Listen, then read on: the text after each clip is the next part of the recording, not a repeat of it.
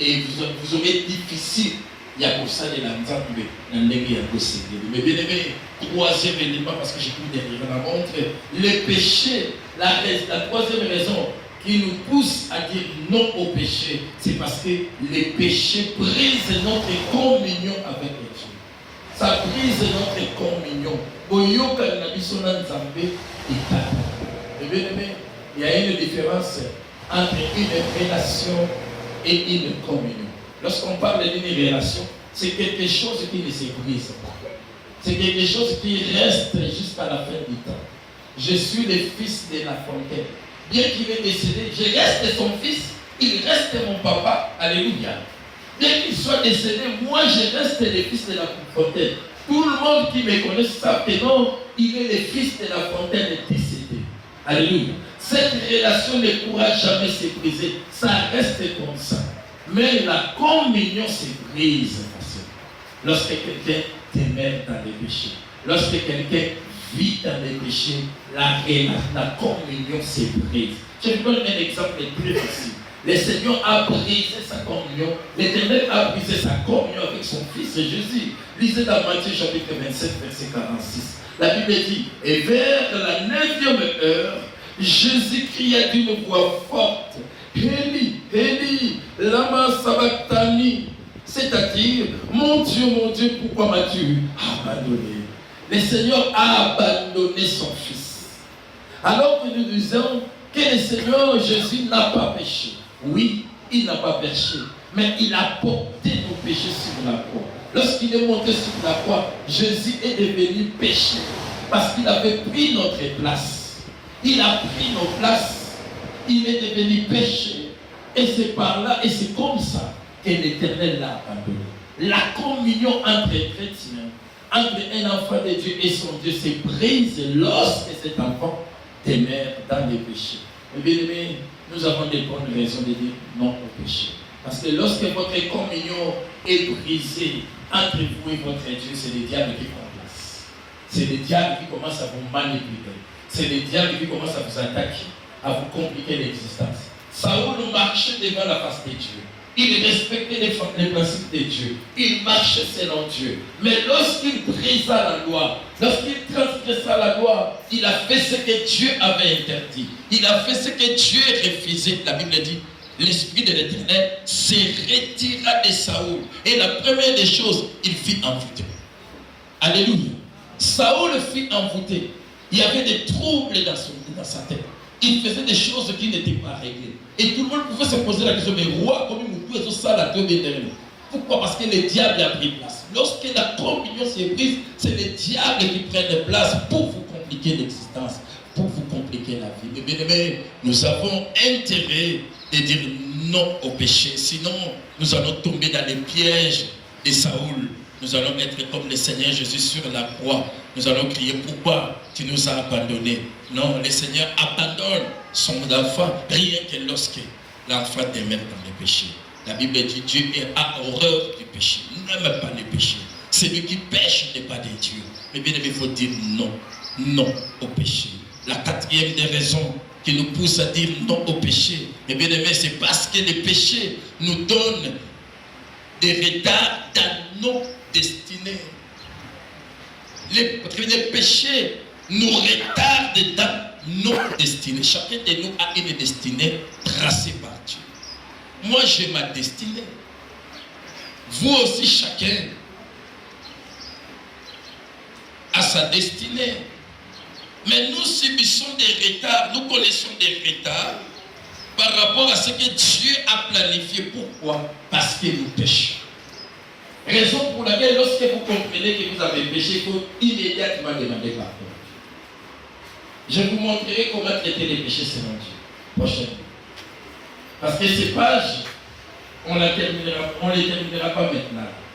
Il faut que nous comprenions comment fuir les péchés, comment traiter les péchés si on tombe.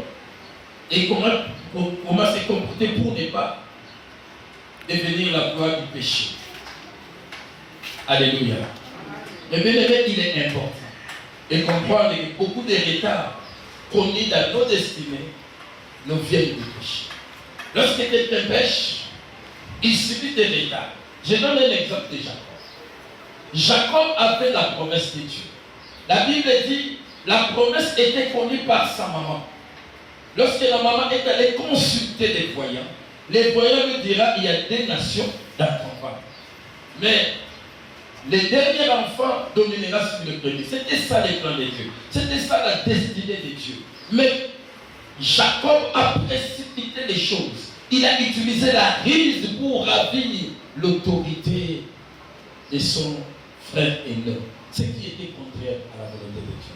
Mais bien aimé, le destin n'a pas échoué quand il y a Nzamba yebi ke kokota na classe okosili sokozwa musala yobite fona 600 doki obandi kosomba diplôme obandi kosomba bulletin. Vous retardez votre destinée. Alléluia. Mais bien aimé, moi j'ai fait l'examen d'État 3 fois et j'ai échoué. Mais je n'ai pas acheté de diplôme. J'ai recommencé. Et présentement, que je suis là, je suis en train d'étudier. N'est-ce pas? J'étudie. Je pars à l'école. Qui t'a dit que l'école connaît du retard? Nous avons des professeurs mais qui suivent des cours, qui étudient. Il est professeur, mais lui aussi, il est élève, étudiant quelque part. Pourquoi êtes-vous pressé? Il y a aucun bulletin. Ozuko ina yona ba mama ba zoba oli bisanga be kozala zoba mwana no azwito ki kosombele bulletin oh blessé l'excellent la classe pour bani na destin na yeza destin na l'acte. Alléluia. Alléluia. Alléluia. Amen. Mais bien aimé, j'ai fait des cours. La joie diplôme, j'ai la diplôme, mais c'est l'enfant au gars la côte. Alléluia. Mais cela ne veut pas dire que changer le point de diplôme, quand tu as diplôme, il y a commis, papa n'a pas commis moi. Non, je reste moi, elle reste elle. Je veux le diplôme, il reste un enfant. Alléluia. Mais il y a son diplôme, au son bulletin, au salaire de la troisième, au salaire de la ministère, au salaire de la tête quitter dans un état. Il faut coopérer quand on va la cinquième. Pour n'a pas une base au isilo là. Au son au matin. Qu'est-ce que tu as gagné? C'est une manière de retarder votre destinée parce que vous utilisez la ruse, le mensonge. La Bible dit celui qui ment est du diable. Ça va retarder votre destinée. Jacob a utilisé les mensonges pour avoir les droits de naissance. Mais ces mensonges lui a coûté des retards. Il est parti chez son oncle. Kuna, il fallait pas la moisse. À ça, 17 ans, il y a moisse moussou. 14 ans, il y a moussou. Tant que dit qu'on a dit qu'on a esclave, il y a canakité. Retard, il y a.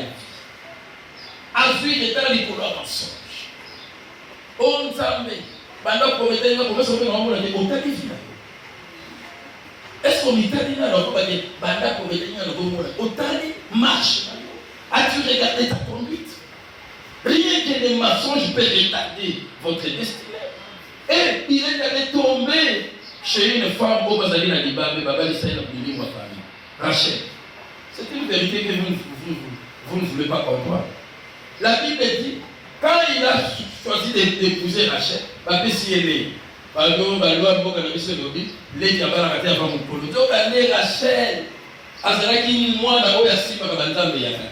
coutume est en bail. Il y a un moment où il y a Joseph, a dit Benjamin Kouforaté, parce qu'elle était trop attachée à la coutume. Parce qu'elle était attachée à la coutume. Quand vous ne savez pas marcher selon Dieu, vous allez tomber dans des pièges à la merci du diable. Rachel a venu des banzam et Yakaka.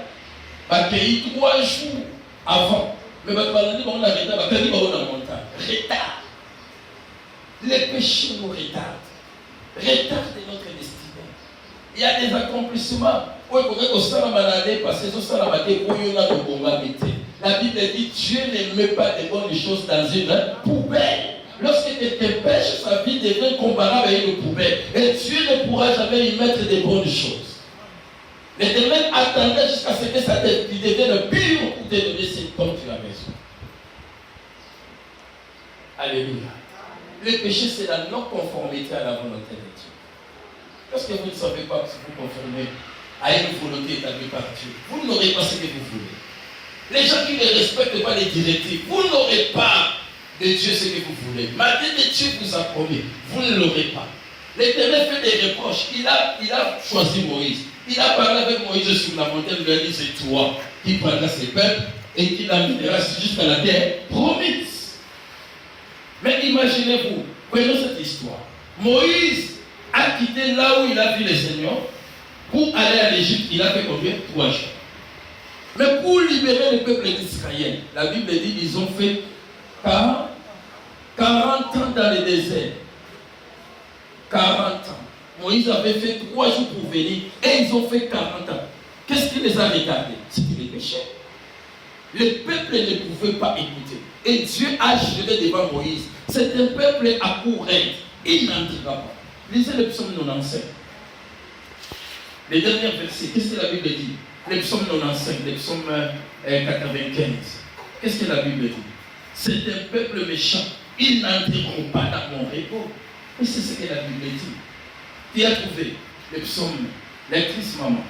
Tu n'as pas trouvé encore le psaume 95, le psaume 95. Qui a trouvé?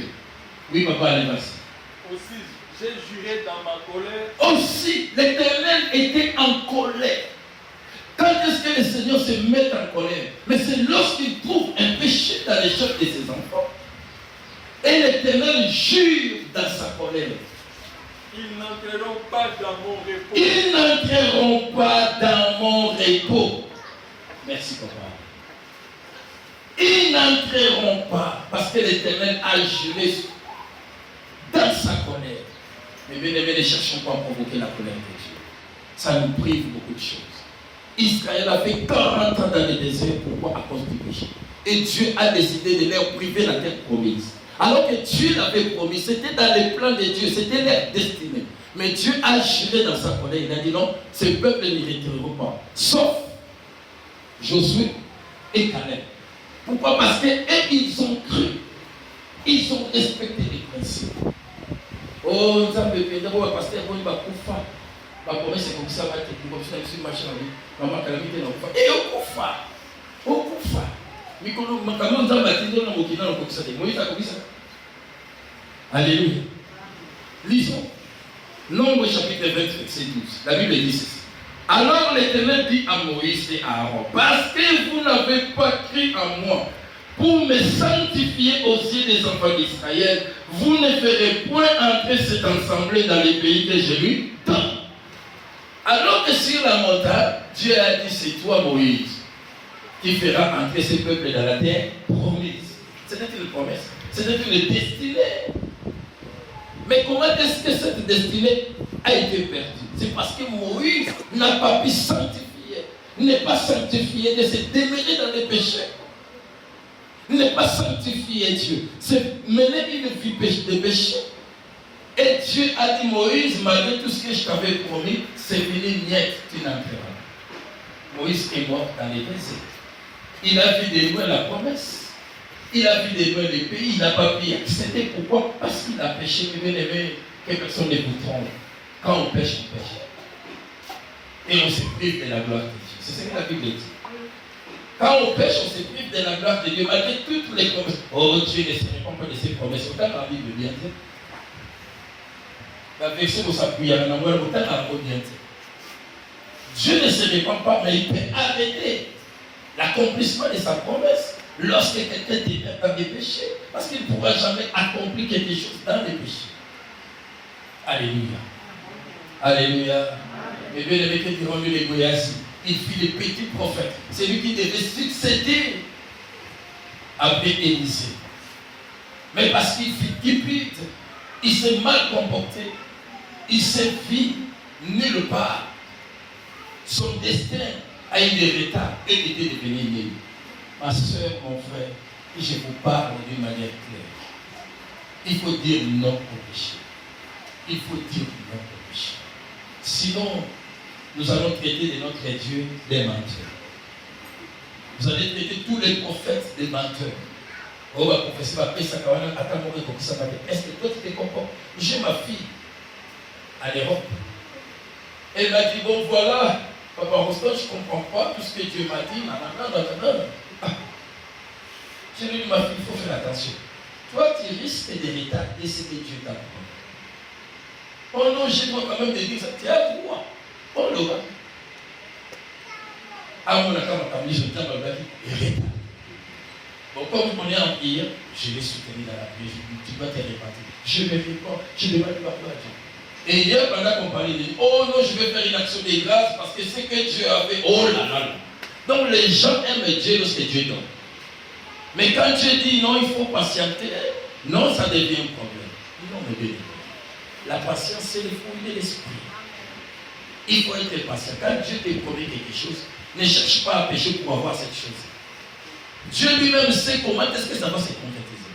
Oh non, pour la yé, nous n'avons pas voulu qu'il y ait des sous. Mais yé, c'était ça la directive pour lui ou pour elle. Mais ce n'est pas ça ta directive.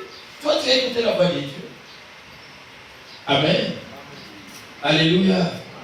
Mais bien aimé, si on ne veut pas connaître des retards dans notre destinée, il faut dire non au péché. Car le péché empêche même l'exaucement à nos prières. La Bible dit Dieu n'écoute pas la prière des péchés. Ça va empêcher à ce que ta prière soit exaucée. On va dire qu'au monde de la bande de l'autre lobby, nous avons besoin de pourquoi? Parce que tu as péché.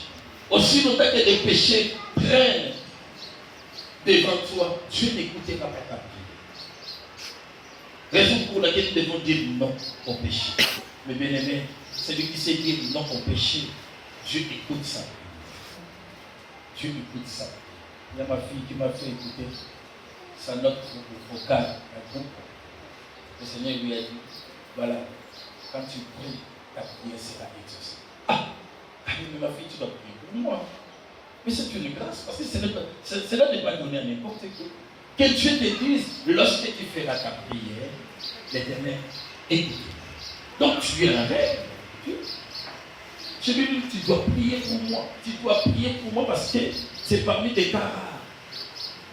Dieu te promet, en faisant ta prière, tu auras l'exaucement. C'est une grande bénédiction. Parce que lorsque quelqu'un a des péchés, Dieu ne considère pas ta foi. Tout ce que vous allez demander ne sera jamais exaucé. Vous n'aurez pas de réponse. Alléluia. Ça, c'est la 5e des raisons. Lorsque quelqu'un demeure dans les péchés, mes bien-aimés, sa prière ne sera jamais écoutée. Sa prière ne sera jamais exaucée. Car le péché met un frein à l'exaucement de la prière d'une personne. Mais bien aimé, la 6e raison, je ne sais pas si je vais m'arrêter par là, peut-être que je donnerai cette raison. Ensuite, nous allons voir les restes après.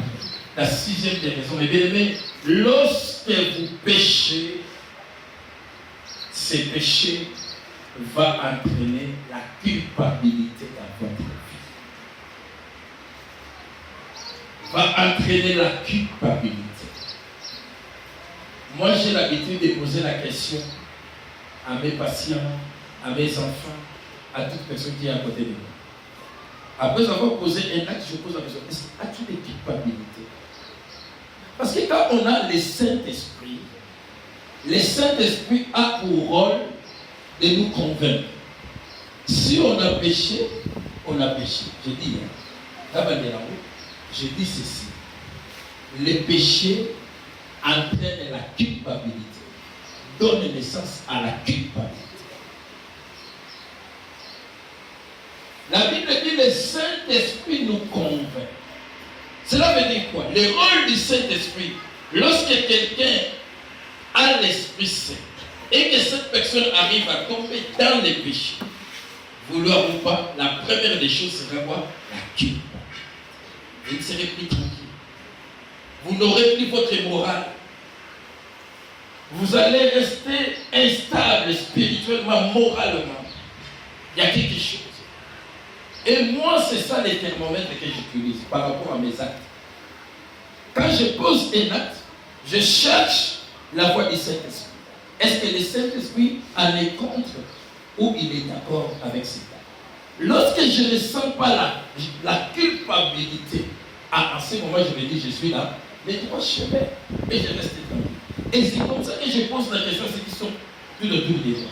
Et Dès le soir, il dit que moi, je vais continuer à la tâche. Il dit, oh non, tranquille. Là, il faut retourner vers. Alléluia. Si vous n'avez pas cette sensation depuis que vous êtes né, c'est que vous ne savez pas dans la côte. Le Saint-Esprit nous parle. Il nous convainc lorsque nous péchons. Et à chaque fois que vous posez un acte, si vous sentez la culpabilité, comprenez automatiquement que Dieu est contre cet acte. Alléluia. Vous avez péché. Ouvrez-moi les passages du dénombrement. David a fait les dénombrements. Alors que Dieu en avait interdit, il a dit à Abraham, personne ne pourra compter le nombre de tes enfants. Mais David, quand il est devenu roi, il s'est dit, bon voilà, je suis le chef, je dois connaître le nombre exact de mon père. Il a envoyé Joab faire ce travail. Il a fait les dénombrements. La Bible dit, quand on est revenu pour lui faire rapport du nombre exact de son père, la Bible dit quoi? David sentit battre son cœur. Vous avez trouvé le passage? Pasteur, rapidement, qui a trouvé l'éctrice? David sentit battre son cœur. 2 Samuel combien?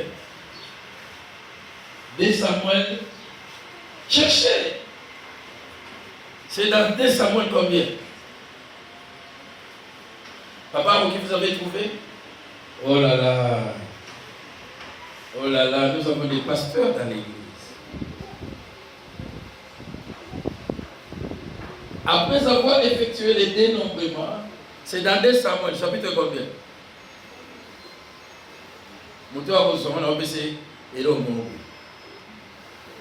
Plus rapidement. Qui a trouvé 2 Samuel combien? En plus, il y a piste. 2 Samuel.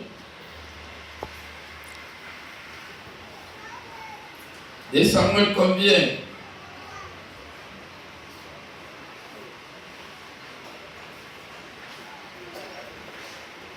Oh là là.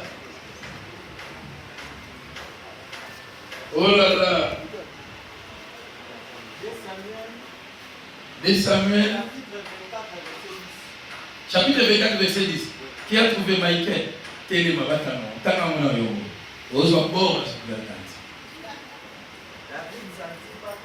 Ah, petit, on a un pasteur. Il y a un pasteur, nous avons échoué. Effectivement, ma $20. Ce bata chance. Église, on va KO.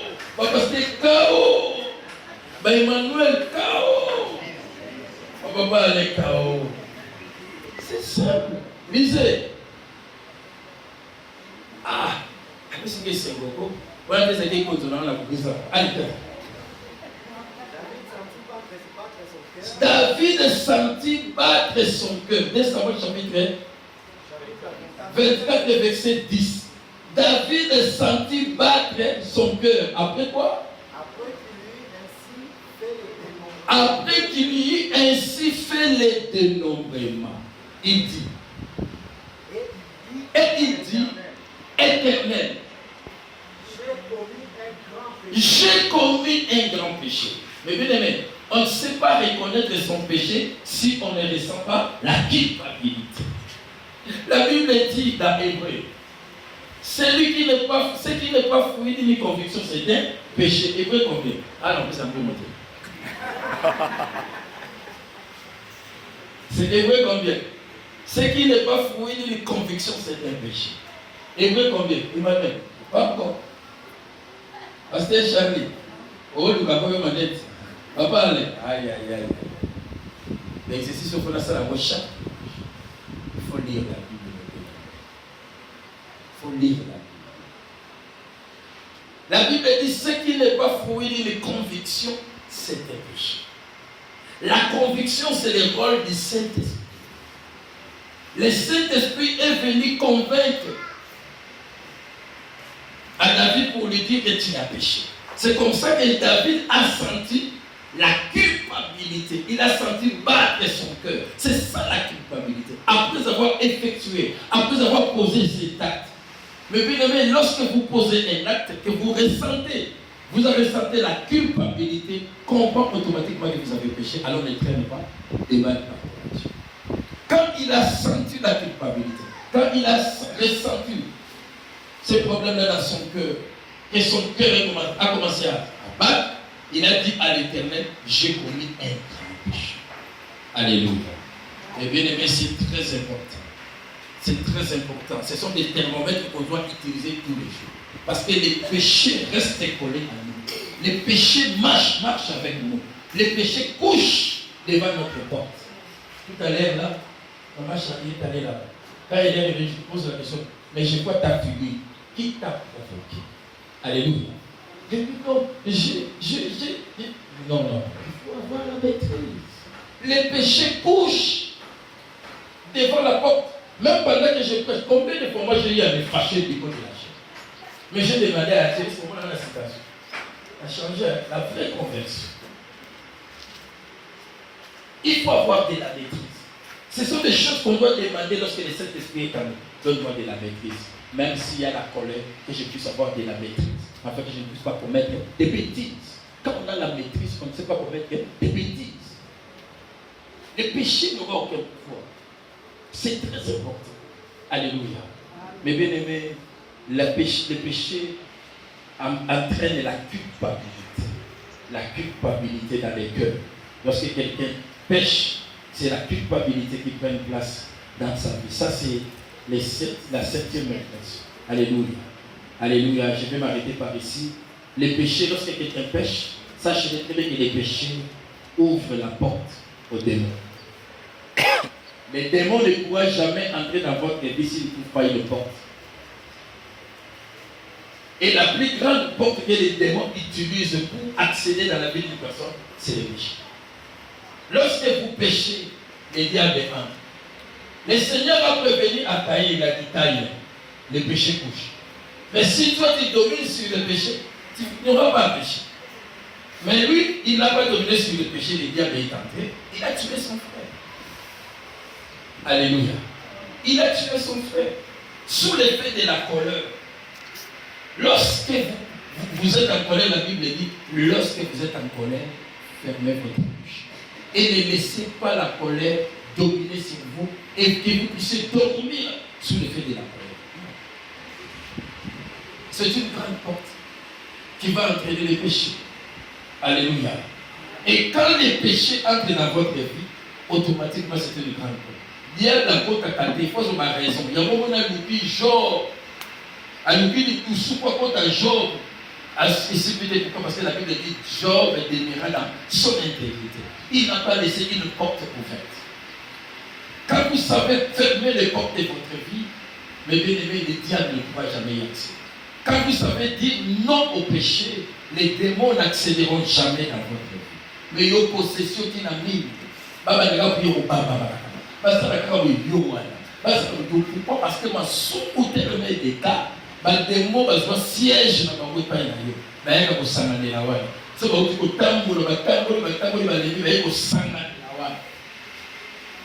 c'est comme ça que les démons ont aussi la tête. Mais bien aimé, il faut fuir les péchés. Quelqu'un qui sait fuir les péchés, dit non au péché, a la possibilité d'empêcher à ce que les démons puissent agir dans sa vie. Mais si vous avez la carte il y a des démons qui sont côté, mais ils ont raison pour agir. Oui, les démons passent à l'énergie parce que toi, tu as ouvert une porte. Si la porte était fermée, hermétiquement, tu n'allais pas connaître ce que tu connais aujourd'hui. Alléluia. Alléluia. Ça, c'est la 4e raison, 8e raison, n'est-ce pas? Alléluia. Ça, c'est la 8e raison. Mais je ferme ma Bible avec la 9e raison. La 9e raison qui nous pousse à dire non au péché, c'est parce que le péché attire la colère de Dieu. Nous connaissons l'histoire de Ninive. Ninive péchait contre l'Éternel. L'Éternel était mécontent. Heureusement pour eux, ils ont reçu Jonas pour se repentir. Et toute la ville était repentie. Mais ce n'était pas le cas pour Sodome et Gomorrhe. Sodome et Gomorrhe vivaient Quand vous parlez de la sodomie, ça vient de quel mot? Mais les sodomes, ce sont des pratiques qui s'est passées dans cette ville. La sodomie. Vous connaissez la sodomie, n'est-ce pas? Hein? Dans le français, le